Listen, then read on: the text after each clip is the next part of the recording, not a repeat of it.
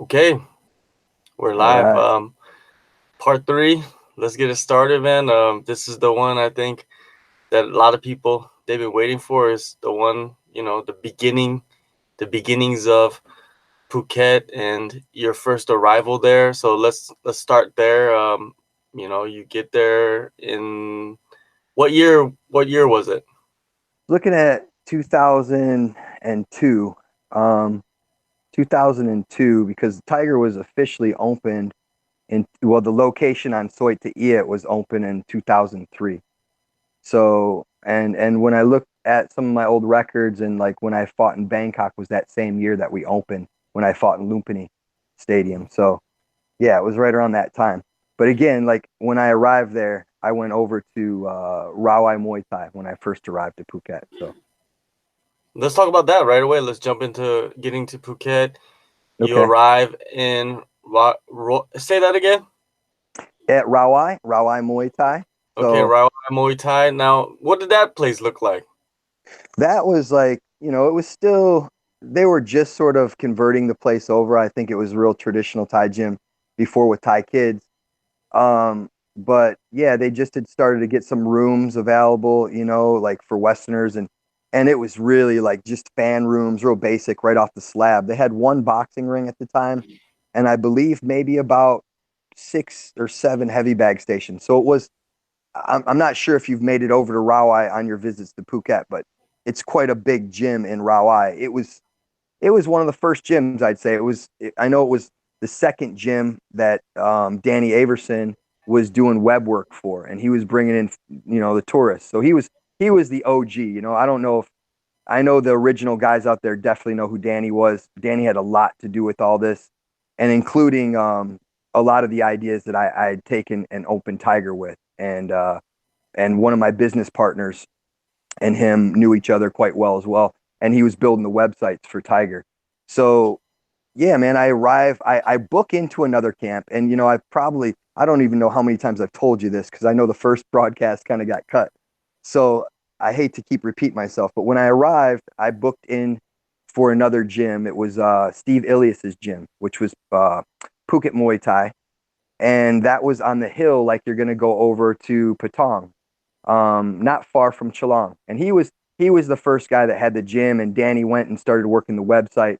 There was some drama within the gym, and I don't know the details, but what I do know is Took and his brothers worked for Steve, and they jumped ship with Took's new girlfriend Diane, which is his wife now, and they opened Rawai Muay Thai, and Danny went with them, and he was still controlling the website for two different places. So when I booked into Steve's camp because it looked pretty. I mean, it looked pretty nice. It had a lot of the stuff that you'd seen at Tiger now, like nice Western bungalows, accommodations with air conditioning, all the amenities.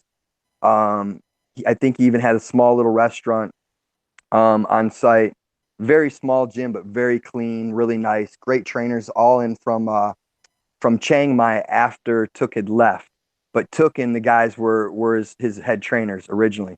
So Took picks me up from the airport, and him and his brothers, and they tell me that he's got two camps, and that one was like for the tourists. If I wanted to do fight training, I should go to Rawai. So I ended up in I believe it was room one, right off the slab. Real basic, just a fan in the room, a little hard bed and chickens running in and out of the room. So, it was a definite huge change for where I came from, and took and the brothers took me in great, man. They treated me great. Um, and Took actually trained me, for most of my time at Rawai Muay All right, Thai. before you continue, Took. Who is Took now? Because a lot of Pete, people don't know. They might know Pete, the story, but a lot of new people that will listen to this, they'll be like, "Who's Took? Who's Took now? Who is he?" yeah. Now P Took, I would say P Took, even though he's younger than me, I respect him. I mean, this guy has a family of Muay Thai, and he was one of the big original guys in Phuket to start all this madness with these tourists coming through. Took now owns a gym. It's still called Rawai, or maybe it's Rawai Muay Thai, but it's in Korat or Penang, or something like this. So it's just over the causeway outside Phuket, one of those provinces. That was where he was originally from. And I know his dream at some point was to go back home and build a camp there. They had the biggest numbers in Phuket, I would say, originally when they started, right in the infancy of Tiger. It was Rawai Muay Thai and Tiger Muay Thai. I mean, those were the two gyms that were packing in tourists. And so Took is very much still relevant in the Muay Thai world. He's also developed champions. He's got real fighters that fight in Bangkok and all over. And he is one of the key guys that brought in other fighters like Simbi. Simbi Muay Thai, that he came through Took and P Took and oh, so many fighters now that have their own places also definitely know Took. So he's pretty well known in the Muay Thai community for sure in the south of Thailand. And yeah, there was a pretty impressive gym. But I was there really early on when there was only a couple of us fighting. And that's the reason I stayed. I booked in for 2 weeks. I wanted to get some time in the motherland. I wanted to train like I did in Okinawa, like I did in Korea, places where I could train more authentic, right, overseas. Um, Even though, I got to train a little bit with the Rock Marines and it was on a ship, it still felt like I was getting things from the roots. And that's what I want to do with Muay Thai. I just felt like it would give me a little more legitimacy to teach that. So the idea was to go for 2 weeks, do a bit of training. And, of course, I dreamt of fighting, but I thought, I probably wouldn't be able to compete at that level over there because, these guys were just killers. And the stuff that I'd seen, there wasn't many Westerners. You had like your Ramen Deckers and guys like that, but very far and few that went over there and were successful fighting the Thai. So yeah, I went over there, and after 2 weeks, I mean, 2 weeks, as you know, you've traveled there. 2 weeks is like, it feels like 24 hours. And I just didn't want to leave the place, really. Took offered me a fight, and I just didn't want to go home, man. I wanted every excuse to stay on that island. It was paradise. It was life changing for me. And what my experiences before that, I mean, I traveled a lot, I seen a lot of things, but nothing like Phuket, and especially the Phuket in the early 2000s. So yeah, man, that's how it kind of started for me. The partnership and all the guys that I had met that started Tiger all came through this. Will Macnamara, he was the AKA Big Mac. He was my business partner, and Shaun Getchel. And I met Will at Rawai Muay Thai. Um, Will was one of their customers. He had been living in Phuket for quite some time. He taught at the Catholic diocese. He taught English. And he was a bit semi retired. He did teach and work there, but yeah, and he had a bit of money. He had some investments, I believe. I don't know exactly the details of where that comes from, but and I ended up training Will. He approached me at Rawai, and I was holding pads from time to time and doing more Western boxing pad work for some of the guys, and Took would allow me to do that. And he just took a liking to it. There was no uh, things lost in translation, so to speak. Even though he spoke great Thai, I could explain things a little different, and he took a liking to me. So um, I was struggling. After I decided to stay, I turned over my gym and things like that, and my assets that I had back home. Sort of just cashed what I could in, and gave the gym over. And I didn't have I didn't have a reservoir of money at all, really. That ran out quite quick. So I believe Took offered me a few thousand baht a month, and then I could keep some of the fight earnings for the fights that I did. But I'd live in the gym and I'd eat with the Thai guys and do it that way. So I was very, very hungry after about a month, and it was very tempting to go off and train Will privately because there was an issue obviously with me doing that. He already had this was his business, and I can completely understand that. And one of his brothers was Will's personal trainer, who now works, I believe, at AKA Thailand, P him, and he's a great fighter himself. So I sort of, you know, I really pissed and shook the boat a bit, because we ended up training, and then we would train off site sometimes. Will offered me a spare room in his guest house that he had at Landon House. He lived in a very nice compound, and was trying to help me out a bit, and seeing that I was over here like doing my thing, and I think he appreciated that, and I helped him lose quite a bit of weight. So we became friends to a degree, but I was more of his teacher at that time.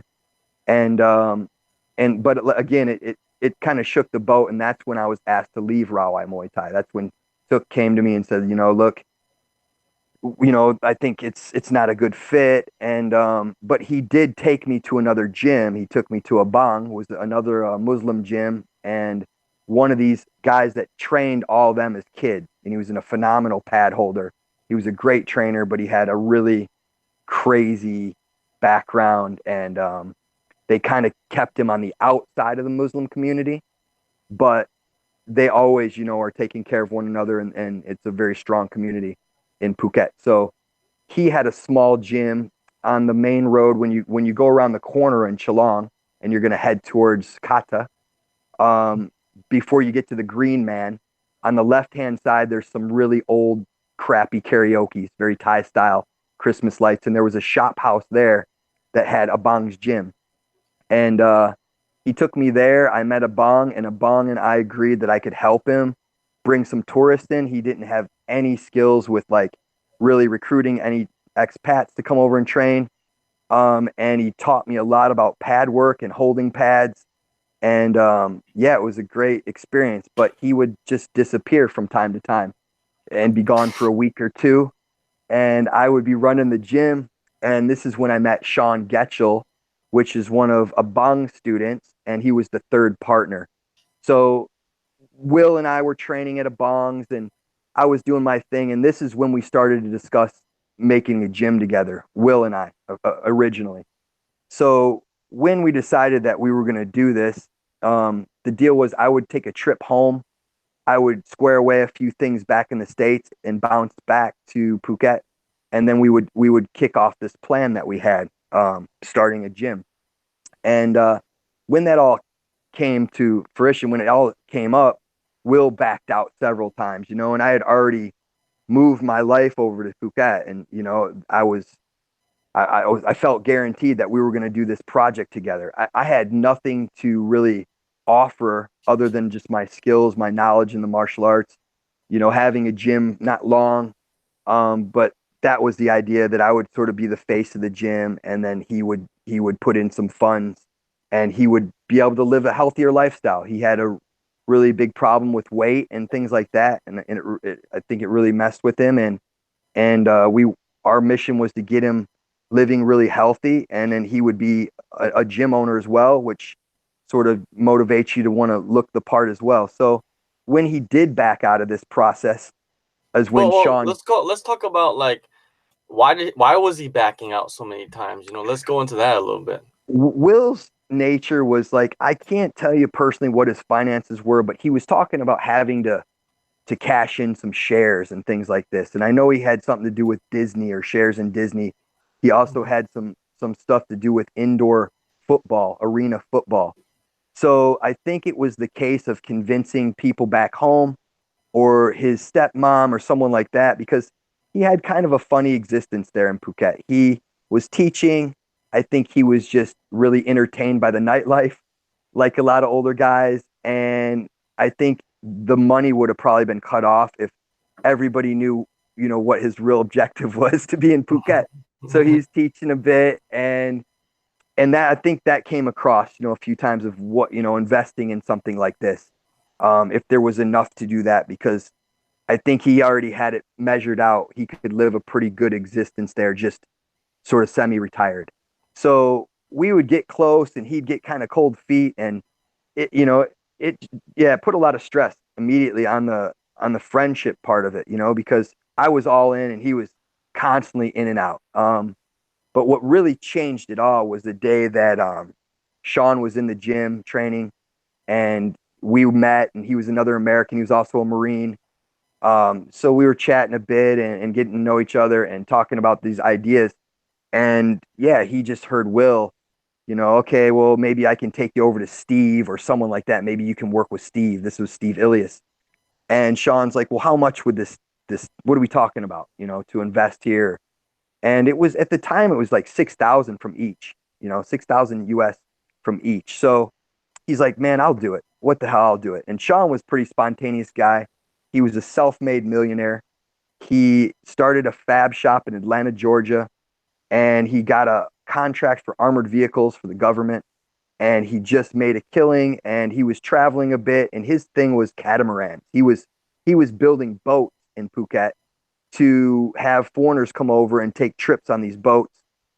And he also wanted a restaurant for some reason. He just that was his thing. He wanted to have a restaurant. So we talked, and when he said, I'll do this, I come over and I'd throw enough money at a bong every month and lose money when he disappears and blah blah blah. I'd rather have, I'd give it to you, and I had a gym when I come here, and it's a great place to network. So his ideas were to use the gym sort of to network for some of his other business ideas and get in shape, and it wasn't a huge investment. So the minute that he was on board, Will just jumped in and said, "Well, if you're going to do it, I'm going to do it, and we'll do it together." So that's how the partnership was actually like forged that day. So Um, there was a period of months where it was like back and forth. Like people want to do it, they don't want to do it, and then eventually, when someone else jumps on, like they kind of see the green a little bit more, I yeah, guess. well, I think it was never that with Will. It was something that he was willing to lose some money on or just break even. And I remember them saying that several times in several meetings.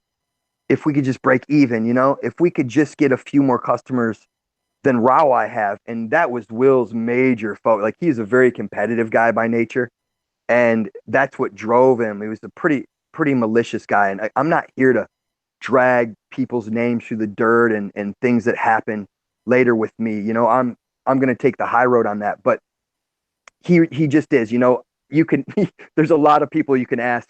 Will had just a funny nature about him, and same as when he jumped in back into the partnership when Shaun said I'm going to do. He's a bit childish, and he was well, I want to be involved too. This was our original idea, and if somebody else is going to front some of the money, well, then it's not such a risk for me. I'm not going to lose so much, and if we break even, we'll go for it. So they didn't really want to do anything. That was Shaun's words. Like, this is up to you. I've never run a gym. I don't, I'll put in the money. You guys do your thing. When there's a meeting or something I need to sign, let me know. And Will's thing was like, I want to be able to do this website. I want to be able to build a website and learn how to do that. But at the time at a bongs, I was training travelers with the bong, and I met a guy named Hardy Hemingway. And Hardy was the first web developer of Tiger Muay Thai. He was actually the first guy.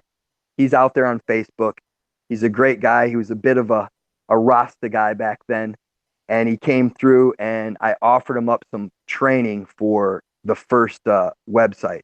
And that was because he could write in code. And I think at that time it was pretty big because everybody else was using like Dreamweaver or something. And this guy could write and code and get us ranked. So that's how the web stuff started. And then Will took that and brought it to a whole nother level by self-learn. He spent months and months learning how to build that website. And obviously I had a lot of input because the content about martial arts and history, and a lot of that was lots of hours of me sitting up in the office, chatting with him about that, and also MMA, because my thing wasn't to just bring Muay Thai to Thailand. It was there, how ridiculous would anybody come to train with me when they could go train with Thai people that, where this art came from. So I thought, okay, we're going to find the best Thai trainers. We're going to cold recruit whoever we can. My idea was, pay them a lot. At that point, Thais were making around 3 to 4 thousand baht a month to be a Thai trainer, and the accommodations were always really like pretty poor level and pretty basic on the food. So I thought, okay, it's very very cheap. We could do better than that, and we could find some of the best Thai guys, and then I'll bring mixed martial arts in. And I did have a little bit of background in that, but again, I was never wanted to be the man. I just wanted to be able to use my network to pull in the best instructors we could get, and then also have something to do with the training programs and that, and train the guys that I wanted. But again, never to be like, I'm the head guy here that teaches jujitsu and wrestling and boxing, and never the case. Which was later talked about quite a bit on forums and things like that. That was never the case. Um, so yeah, man, that's sort of how things kicked off. originally with that part of it. But there were months, like you said, there were months in between, and I was set out with the task of finding a location. But what Will and Shaun decided to do was take over Abong's gym. Abong was always in trouble a little bit with money. He worked for a gentleman who now owns, and he may have sold it, Lion Muay Thai, which was Sanaa. He was a Pakistani guy who had a Thai citizenship, who was a very interesting, powerful figure in Phuket. I'll just say that. So I want to be able to travel again, over there sometime. So Sanaa, Abong worked for Sanaa doing odd and end things. And yeah, so Sanaa, we had to go and talk with about renting this space. And he was just a very difficult guy. And I didn't have a lot to do with negotiations because I wasn't offering money up. I was offering up my skill set. So Will had a lot to do with that. And we rented that space out for 250,000 Thai baht for the year. And there was also key money, the Thais like to say, key money involved, which is like a certain amount of money just to do business, like a deposit sort of that never comes back. So, Yeah, yeah. Hey, let's talk about that because if you're from America, if you're from North America, I think even in Europe, there's no such thing as key money. But I've realized in Asia, there is key money. And yeah, sometimes, like you said, some places you'll get it back and some places you won't get it back. It's just the price you have to pay to do business in a certain location. And yes, a lot of sir. people don't know this, and I think that's like just some cultural differences, I guess, of business being done in an Asian Yeah, country, right? yeah, I've never seen it anywhere else. And like I said, this is like all University of Thailand stuff for me. So this was like, I've dealt with key money lots later on in life. But this was the first sort of, which sounded like extortion to me, or like just some crazy, like, what do you Hey, they mean? have it in Korea too, so it's not just in Okay. Thailand. Okay, cool. Well, yeah, so there was some of that and okay, so we pulled the trigger, so to speak. We got the gym, and the deal was that we had to hire in a bong, because he needed a job, and that really wasn't a good idea. I love the guy and respect him, but as far as running a business, there's a lot of problems with having him around and risks. So it was hard, it was a hard transition to try to get the gym and not hire him. And immediately, man, the gym was ransacked. Like things were dumped into the ring and the gloves were gone. And this was a gym that you could leave your wallet when a bong had it in the middle of and nobody would come in there. But the minute we took it over, things like that started to happen.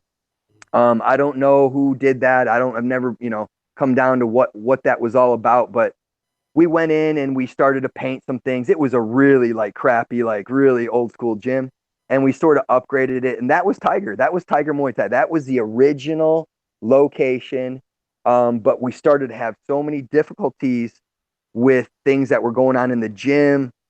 I mean, crazy things. So Well, you got to I get was into that. You can't just like give us well, the okay, worm even and then, even even drugs planted in the gym, police called to planet. find yeah, I Oh, mean, we weren't there was no we weren't doing any of that, so there was the tire bags and these cops would come in and find just reach right up and pull out bags of ganja or whatever and oh, what's this? And there was little things like that were really like becoming stressful to deal why with. were they So doing that? Why was somebody planning I things I to? believe, and I can't tell you like the exacts, but what I feel like it was the dealings with Sanaa and money and things like that. So Mhm. I just remember Will being very upset, saying that he's not going to pay anything or any more for type with these types of guys, and he doesn't pay mafia guys and blah blah blah blah blah. So Oh, okay. I'm sure that had something to do with it, but in the end, it was like, okay, why don't you go out and look and find something, find a location. So that's what I was set out to do. I was buzzing around and my life was about training mostly. So I had my, the middle of the days off and the evenings and I was just all over, Phuket was just paradise for me. So when are you not on those bikes going somewhere to a safari, to a beach, whatever? And I was just checking out the island.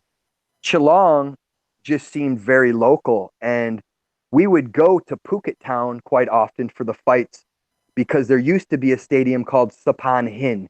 Sapan Hin was the original local Thai circuit stadium, real deal, awesome, old school. Then they came with all these stadiums later once the gym started to provide so many tourists, right?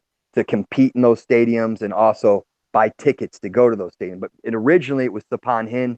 So passing through Geelong, there was nothing in Geelong, man. There was like Thai housing and some shop houses but not much. And I was that way quite often to watch the fights, go to Phuket Town, and I would take Chow Phat Road, which is the main road drag that runs all the way from Rawai all the way through to Phuket Town to the other end, where you'd go off to the boats on PP.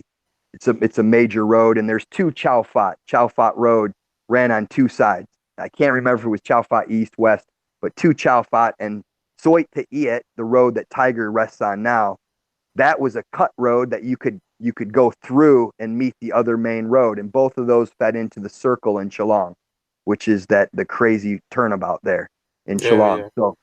So I would go down that quite often, and it was a beautiful road. It was a sloping road. It had quite a big hill on it, which is now leveled off. So it was a nice little like valley that you'd run through. And the right side of the road, if you were coming in from Chow Phat West, I believe, um, the right side was coconut trees. The left side was rubber trees. And we had like there was about 4 to 5 bungalows built from a Thai family who was in a John, we say, who was a professor who retired. He was a teacher. Him and his wife built some bungalows, and I think they were like 4 or 5 thousand baht a month, and they were really nice. They're still there. It's the bungalows that rest left. If you're looking at Tiger, to the left, there's these brown bungalows, and now I believe there's quite a few. Those were owned by a gentleman, a John, and we would go in and rent those originally and long term lease them to rent them out to customers at Tiger Muay Thai. But yeah, I went down that road. I found those accommodations. I spoke with the John. There was a snake show, a pretty popular cobra show at the other end where there's a Korean spa now. And that was the biggest snake show in Phuket back in the day. So you had tour buses that would run down that Chow Phat Road into that cut through Soi Iet by the dozens. And I just remember pulling off and sort of sitting off to the side of the road and hanging out and seeing these trucks go through. And I thought, wow, man, there's a lot of visibility, right? Even though it's like all the way over here, there's a lot of visibility. So that was one of my pitches to the guys, which they were completely not into that location. I got a lot of resistance. They did not want to put a gym there. They felt like that we needed to be on a major intersection or off the main road. And I just disagreed. One of the things that I didn't like about Rawai was the Thai guys smoking cigarettes in between rounds, right? Mhm. There used to be baskets next to the corners of the rings. And when the guys would hold for you, they'd smoke. They'd smoke cigarettes in the gym. And I thought, this is like sport, And I started to get my first real taste of like Thai style stuff. Um, and I remember thinking, a lot of things that I want to change. And I didn't want traffic. I didn't want a real trafficy area. I thought, how horrible for running, right? Every day Muay Thai fighters run, and this road would be amazing. And there was a whole loop that you could run around.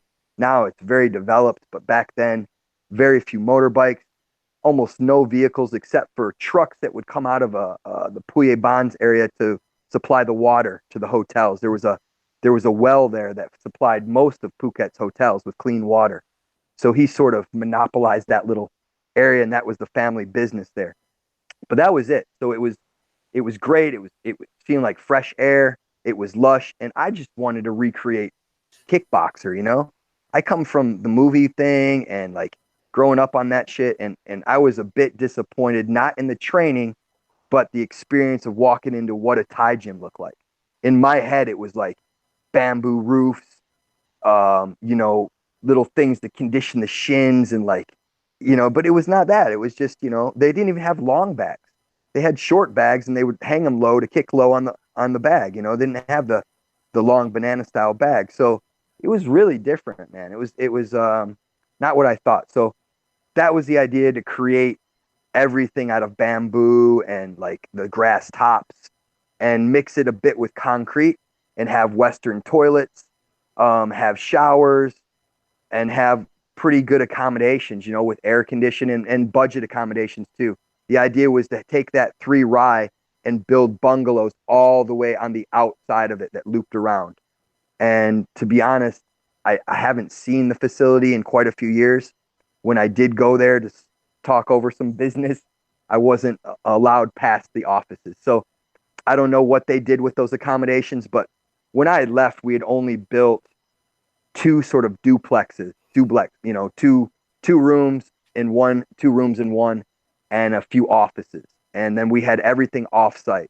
We had tons of little accommodations where we would get kickbacks, to fill those rooms up for guest houses and things that were in the area until we were able to build up those accommodations. So yeah, man, I fought for the location. Eventually, they said okay, and the big catch was like, look at Danny, it doesn't matter. Like, he has a website. People aren't driving past and booking in. And if they are, that'll be like the tourists that come on tours, like the Chinese tours, the Korean tours, right? We had quite a few Korean tours initially. I mean, I trained some pop stars from Korea. I did a few talk shows in the gym that they filmed for Korea. They would rent the facility out just to shoot music videos. That Hey, I stuff gotta was all. find those. I need to find Yeah, those. I need to find those and see yeah. There's where a you great are. one where these guys were quite big Korean guys, but they were pop singers.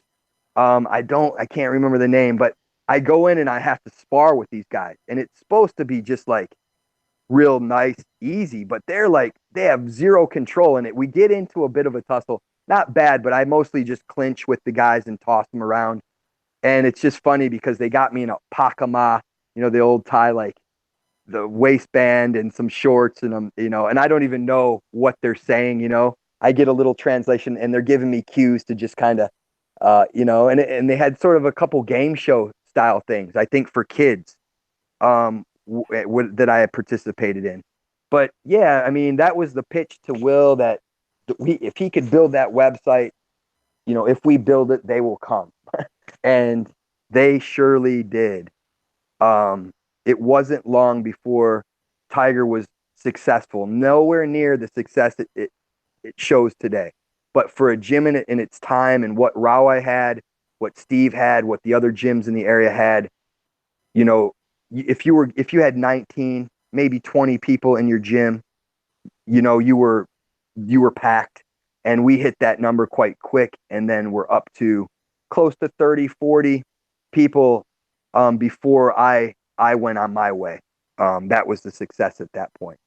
Um, the web was still being worked on quite a bit. We didn't have all the things that Tiger have today with the inside facilities and all that. That came with lots of hard work from other individuals that I have to give credit to. Yes, these were my ideas, but I did not execute those things. And I went on and opened another gym. Um, and Will Elliott and guys like that who came after put their heart and soul into the place, and were offered or promised shares that they were never given, and on and on. This story goes on and on. There was a gentleman, Boyd, I think he was also a MMA fighter, and I know he can't discuss this, but I surely can, because I haven't signed any papers saying that I can't. He settled out for quite a bit of money with Tiger. He was also offered, but went to court with them. This happened to quite a few people. I was kind of the first one, for sure, that ate a little bit of shit on this gym and was never paid. But there was a lot of guys that put their heart into it to make it what it is today, for Is it sure. the boy that now owns or runs Phuket Top Team? It's a Is that great the same question. guy? It's a great It's a great question, question. man. Okay. I Okay, good don't. answer. Yeah, I don't. It's a great question, bro. That's something you might want to ask him. But Okay. could be. I just know that a lot of the guys that opened gyms came through Tiger Muay Thai. Absolutely. Mike Swick, Roger Huerta, every the guy the gentleman from Phuket Top Team. Um, there's some crazy stories. with guys sending guys down to the gym with guns, and this story gets very crazy, you Yeah, know. yeah, yeah. I heard about those. So, but you were already away from all of that, Yeah, right? But you're I would. still on the soy with Yeah, your man. gym, right? I was just tucked in. I was where Dragon is now. There's Dragon, Mm. right? That was just just next to Dragon. That same bit of land was my land that I rented from the Puye Ban, his brother, and I started Chalong Chai Muay Thai and MMA. And you know, I didn't have a lot. You know, when I left that gym, I didn't get paid. I didn't get anything. And we discussed the dollar amount that I would go on, and it wasn't paid. And I understand that reason was because I decided to stay and compete, right? So the deal was I'd get the money if I went home. And I wasn't going to go home. I just didn't want to play with these guys anymore because the agreements that we had they were being breached every day, and I was the one that was going to take all the flack because there was no pictures of those guys on the sites. There was no mention of these guys on the sites.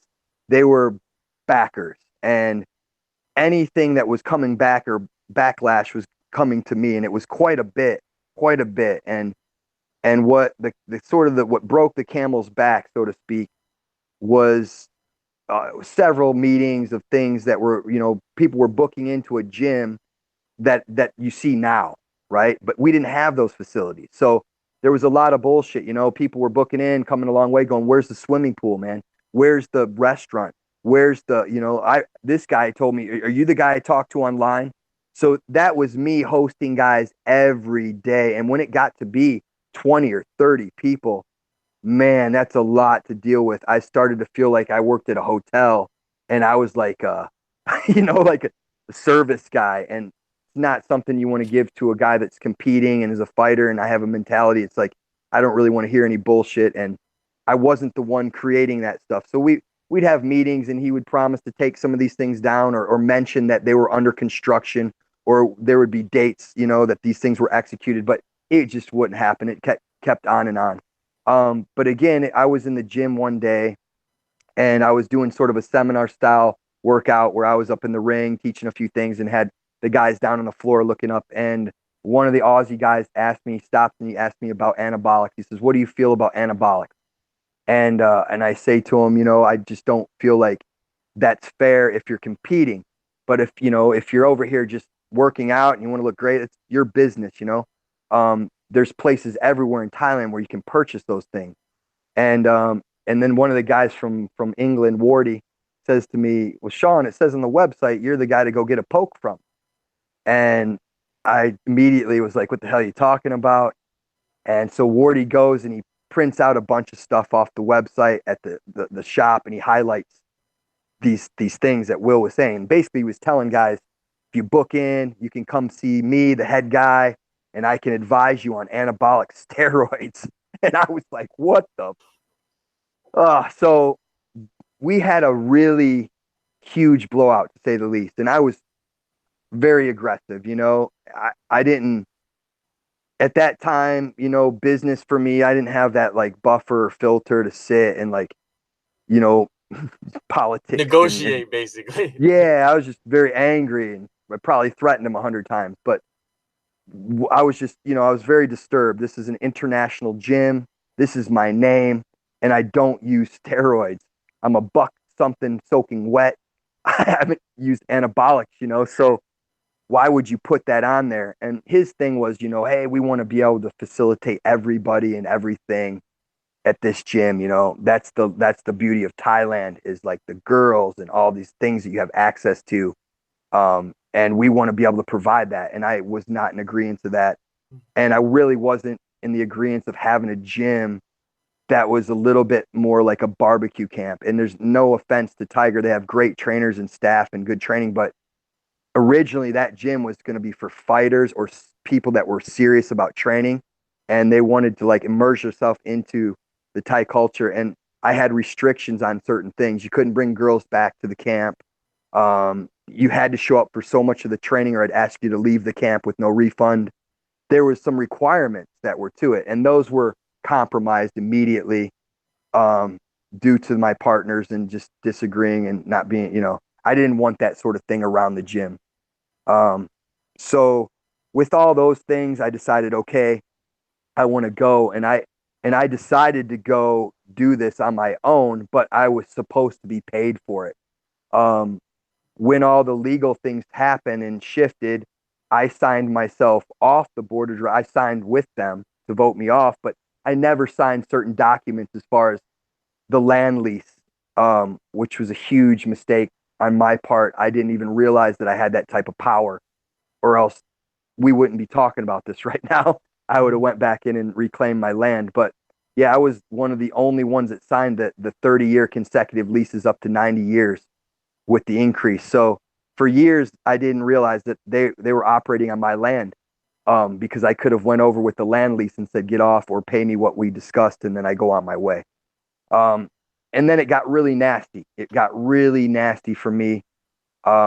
These guys had a bit of money, and I won't say it was so much Getchel. He didn't have that type of nature, to be that malicious, but Will definitely hired some guys to make life miserable for me and try to slowly push me out of Thailand. And being stubborn and being a former Marine and all this stuff, I wasn't gonna go easy, and I felt like I could win, and the reality was I couldn't beat that. With some personal things that happened at Chalong Chai, me and my former wife, it took the gas right out of me, and that was the true story. I ended up going home and walking away from that gym, Chalong Chai, because I was just kind of done with Thailand for a bit. I was a bit scarred up. Um, but yeah, man, that's how Soy Iet was sort of founded. That's how the gym idea was created. We had a three gym idea at some point, before the partnership split, that we would have three locations. I was my lucky number's three. Will was into triangles for some reason, and Getchell just agreed. So we thought, we'd have one in Chiang Mai, one in Phuket, and possibly one back in the States. And we could have this study abroad program. And I got that idea from Alex Gong and Ferritex, because I thought, okay, we could have sort of the same thing, and we could import Thai guys into America. And this would be sort of a gateway, for people to come and study abroad, and we could have scholarship programs and all these things that they do today were on the table long time ago, because that was my mission, was be able to have fighters come out and have MMA in Thailand, so that UFC guys or Bellator guys or any of these organizations could come over and get their stand up in paradise at a cheap cost, only focus on training and have everything you needed there, but also still have the jujitsu, because there was nobody had that. Nobody was doing that. Um, so yeah, man. I mean, it was a crazy ride. Lots of different things, lots of stories. I mean, this could go on for days and days, man. And I don't want to put all the viewers to sleep, but I don't think you're yeah. I gonna do mean, that. If you get into some of the things that people don't know about, especially let's go back to that part about the 30-year lease, right? How did yeah. they work themselves around that to get push you out without you, Wow. So going okay, back and snatching that up? here we go. This is gonna put me on the hot. You just put me on the hot seat. But I'm gonna give it to you, because this is what it is. Okay. I was sent sort of I'd say kind of an anonymous email on the cell of Tiger Muay Thai. Some of the people that worked at Tiger obviously had to deal with contracts, and had seen my name there, and despite what they were told by the other partners, my name was on the contracts, right? Mike Swick was going to buy Tiger Muay Thai at one time. When he did the due diligence with the lawyer, my name popped up, and they said, who's this guy? And that's a big reason why that never happened, right? Because they're smart, and they didn't want to take that risk. And they were told that I'm gone. Don't worry about it. This is just a guy in the company. They kept me in the company. Three American can have an amity. It was an American company. Payak Muay Thai Limited is an American company in Thailand, which offers tons of different breaks. Um, and I was the only one with a work permit for the company issued, which is also another crazy thing, because there's never been another work permit issued to teach Thai boxing. They've now only allow that for Thai people. It's one of the jobs that they keep for themselves. So that was quite a crazy time for me to get that process. But okay, get me back on track, because I'm getting off again. What happened with the leases. So when I got this email and realized that I was on this lease still, because this was like an area that I didn't look at, I thought the shares, the deal was they put in 6,000 each. When the company would profit, my profit of 6,000, once it profited, would go back in, and then the shares were transferred to me. Well, they were just going to keep building. So there's never going to be profits. And I only had 12 months, or else those shares were split between Will and Shaun. So that was what I thought my stake in the company. I didn't realize the lease part was my real trump, the ace card or whatever. So when I find out this transaction's being done and that I'm owed quite a bit of money because would be my land, and they're leasing from me, I called the owner and I had a friend of mine, a Thai person, speak with the owner, and he said, yes, your name is here, but we haven't seen you for years.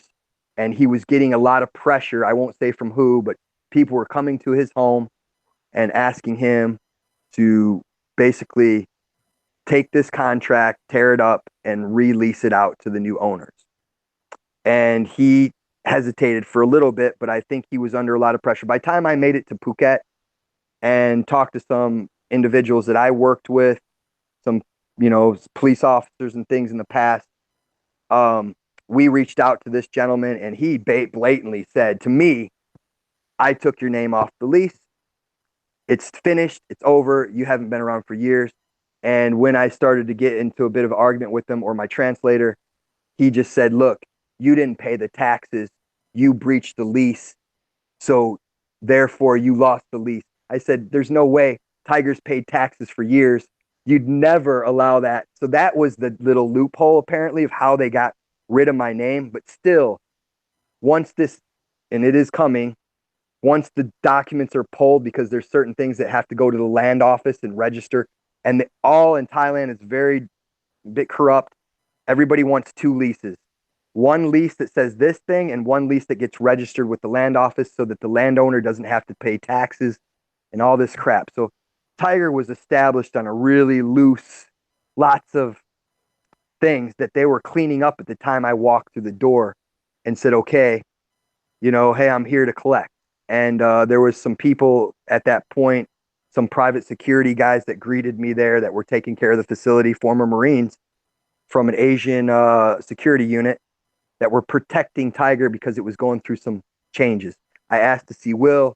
They refused to let me see him. He had apparently left the country already. And I was there to negotiate with some people that were now in charge. The money I asked for or requested, they said they weren't able to do that without talking to a legal team. But let's go back a little bit. So as I approached the facility, my name must still be there because they were willing to talk, and they said, oh, we've been looking for you, which they hadn't been looking for me. I'm very easy to find. They were trying to have time to fix the lease and get the documents straight before I could walk in, bring the police on site, and tell everybody to get off my land. So the people that ended up with that gym are pretty powerful people in Patong, and the families, and they're Thai people. So I don't want to get too crazy at this point because I've got a lot of things to clear up first. But yeah, so my name was removed absolutely illegally from a document and released to the new ownership. The beauty of But all that this was is all done. That was all done by not the new owners, but by the original owners, your partners, right? Because they wanted to sell that's the true, place. but that's true, but some of the guys involved in that purchase know and Mhm. expedited that process and removed me due to a story that was told by him, I'm sure. So I'm a bad guy. Maybe they don't feel so bad about removing me because I'm a bad guy. Whatever will, set up for them. But they absolutely moved in a very not such a straight fashion. Now I don't know to this date, with all the people involved in this gym, I'm sure and I'm certain that they do not are not aware of some of these things. But absolutely, the initial transfer, it was quite clear. There were some names that still needed to be removed. Mine being one major, and something with Shaun Getchel that they slipped out during that meeting that had nothing to do with me. Once the dollar amount was talked about, one of the gentlemen told me, well, what does that mean? Does that mean for you and Shaun Getchel? And I was a bit shocked and said, um, I'm sorry, can you turn that on? Um, so I was a bit shocked a bit and yeah, I just it was a When was it sold? Like, what year was that after? just recently there's been a transfer in the past 6 years. This was when I was in Koh Samui Hmm. and I opened Samui Fight Camp. So I made the trip over during this time. It was right in that time. So that's almost 6 years, 7 years. So roughly 5 to 6 years ago, the facility was they started to get the proper permits for the buildings that were built unauthorized. Everything that was done there was done Wild West, you know. But at that time, in everyone's defense, Phuket, just that's how things worked. That's how business worked. If you wanted permits, you bought the Obator's kid a motorbike and you got a permit, or if you needed this or that, right? So they struggled. Once they bought that gym, the owners went through hoops to get that gym the right way. And now I think they've taken pretty smart step to start a gym on the beach and find a new location to transfer Tiger because there's an issue with that land. They can keep on sailing. And now they've opened, right? Tiger Beachside, is it? Yeah. Beautiful place, Yeah, man. Like, I went there in my last trip. It's incredible, that yeah, place. yeah. So, you know, um, still a lot of things that are unsettled there, but I went on to do other things with my life. I sort of cut it loose. You know, it was pretty heavy for me to drag around. They did some really heavy work on me on the internet. At that time, you know, I think I had a MySpace. So I don't know. I wasn't say, you know, I'd have to go down to the internet cafe just to check my the emails and stuff, you know, for the gym at Shillong Chai. I wasn't savvy with that, and nor I had no ambition to get on and argue with people on forum. Um, they hired in a gentleman, Ray Elby, who took over my sort of position, and Ray became sort of a nemesis. Not because I wanted that in my life, just because he was working with Will, and you know, they wanted to sort of paint me as a bad guy. Yeah, And when you're new to a place and you only hear one side of something, of course, and it's your boss telling you, most likely you're gonna take that person's side, right? It's like it's I guess absolutely it's natural for somebody to do that. 100%. And like the young Sean, and very upset and angry about all this. Yeah, I couldn't understand that, and I absolutely do now. And I have like completely forgiven and forgot about some guys that knew everything. They were there. They were students of mine. I mean, I won't even mention their names. And you know, I could, that would really frustrate me. But I realized like what was going on, and yeah, this was a dream opportunity. I mean, even for me, I remember what it felt like. I can imagine what all those guys felt like to rock up to this place that was like a paradise, and they were going to be a part of it and get to live this lifestyle. It was truly amazing. So, and also, I hate to say it, but Ray had so much to do with the growth of Tiger Muay Thai, because he was heavy on the internet.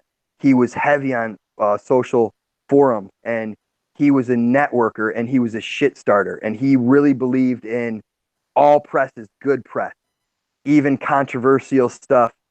Where I was sort of just come from the old school, like that wasn't what I was looking for. Was like that type of fame or anything like that. I just wanted to have a successful business and live in Thailand and follow my dream and fight, you know? So Ray and I, you know, lots of bad stuff, and they posted pictures of my gym and stories of all kinds of things that I did, or I worked with mafia guys and I fixed fights and I was a charlatan, and I just a lot of things, you know. So when I left Thailand, it took a while to sort of hit the reset. You know, I had a lot of people questioning me. Why would they read this online? What's up with that? So, you know, it was hard. I went to the Virginia area and I worked with a great friend, Scott Howard. He was a student of mine. He's a major promoter and like referee, athletic. I mean, he works everything in the DC or Virginia area to this date. He has Disciple MMA. And Scott, you know, he brought me in over there. I started to work over at a few facilities, kind of get back, on my feet, work with some government guys. But I just really was, I still was I was carrying all this stuff and I wasn't really a happy guy. When I got the invite to go to California was from a former student for a bit of a trip, man. Once I hit the ground there and was exposed to the things I seen there, it was over. I was like, I'm sorry, buddy. I want to go to the West Coast. He was great about it. And I just went back, packed my stuff, and I was in Hollywood, and that was the part of my Hollywood experience, Hollywood for a while and then Venice Beach for a bit before I ended up back in Thailand starting this fight house thing. All So, right, well, I want to cut it off right there, but okay. in the next episode, I want to go back and revisit, uh, you know, Ray LB, like the online, go through all of that, like, basically what were they doing to dirty your name up? What were they doing to attack your gym? And kind of tell the truth about all of that, because I think we need to go over all of that, because that's what this is about. It's about telling the truth, right? So Yeah, I go would over love all to of that, clear the because air, like you said, you like now you don't really care about it as much, No. but when you were young you were angry about it, but now you could kind of step back and look at it from a third person point of view, and kind of Yeah. give both sides, I guess, of what actually happened. And I think a lot of people have heard stories about, people going to other gyms with like guns and like making major threats. And these are like fighters, not even, like of course there's probably like Thai gangsters or whatever, or even the police or whatever is involved. But Yeah. I heard that there were fighters going over there to each other's gyms and all this stuff going. I don't know if you were involved in that. I don't know if you have experienced that. I was the first involved in it. That was some of the stuff that happened to me building Tiger and Took's Group. I had meetings where I couldn't go past Chalong Circle. My area was Chalong up, and we made agreements, sort of truce. I had some fights in the street and the road and in Naiharn, and I became the bad guy, because I was going to start a gym we were pulling in customers. So, I think a bit of jealousy and I was an infant to Muay Thai. Although I had tons of martial arts experience, I mean, I can imagine what these guys looked at me like, especially like Took and these guys like, what this dude's like, he's shit, he's not a Muay Thai fighter and he's got this gym and, all these customers are here. So, yeah, a lot, I had Will post stuff on that internet, got me in a lot of trouble I had nothing to do with. One of those things was like him saying that I believe that the Thais couldn't teach the Westerners properly because of the translation stuff and the communication, and that I could do that for you, and that was not something I claimed. So I had guys come. Egg was one of the guys' name, and Fat. Fat is also now he's still in Phuket. I think he trains at AKA. They came to stab me up in the gym and threaten my life. And my partners ran and locked themselves in an office. And my ex-wife literally jumped in front of me and was like, we were ready to get down. And it was hairy. And I had phone calls that I wasn't safe there anymore, that they were going to get me when I was out in town. This was, and this, yeah, we say knockling, right, in Thai, like a little gangster, like little local gangsters. I wouldn't say big mafia. I won't say that there wasn't some big mafia that arrived later, but by all means, that's how it worked down there. And yeah, guys would show up with guns, and guys would show up with machetes, or a truck full of guys with machetes and things like that. So it was definitely a pretty wild place. And Well, I hey, know, there's so much, man. Like I'm getting so much from you right now. So I yeah, think that we'll save that for the next one, and we'll get perfect, into that perfect. and give you some time to think about what actually happened, and go through the timeline in your mind. And then, part 4 will come soon. What like where are you? How long are you gonna be in Ohio for? And when are you going Okay. back to Thailand? Okay, there's been a little bit of adjustment on schedule. So I'll be here until June 2nd in Toledo, Ohio. I'm here with family. And then I'm going to head over to the Virginia area to do some seminars on the 2nd. Now, we're having a little difficulty with this visa for Kung Jack. Kung Jack is supposed to be fighting for the Lion Fight 185-pound title. And unfortunately, it's been a real hassle. The interview date is on the 28th. The flight is on the 1st. So we're it's been really difficult. So it's really, I'm really hoping that he can do this for Lion. Lion's already promoted this. I'm sort of stuck in the middle, and Scott Howard as well, because we work together, and this is out of our hands. I've even paid companies to push it through. Long story short, June 2nd, I'm supposed to go to Virginia, pick up Kung Jack from a flight. We're supposed to host some seminars, do a little bit of touring together, and then be at Foxwoods June 8th for Lion Fight, to fight for the title, and leave back to Bangkok June 10th. So June 10th. But right now, that's up in the air. I don't even get to know until the 28th. So once I know, I'll still probably travel out and do some seminars myself if it doesn't go through. And hopefully Lion decides to get him on the next card if it was a slow process. We'll see what happens. But then I will be back. If it doesn't go through, I might be back a little bit later, June 15th. And then I will be back at the fight camp. I'm hoping to fight this bare knuckle match that got postponed for 3 rounds, and that would be around my birthday, on the 20th or just after. And then I'm booked in Singapore for July, so I'll be over in Singapore for July. Yeah, that's the plan right now. You got another fight in July? No, just I'm supposed to go over and do some things in Singapore. I've got some meetings, some really cool stuff going on. I can't really get too much into that right now, but Singapore is another.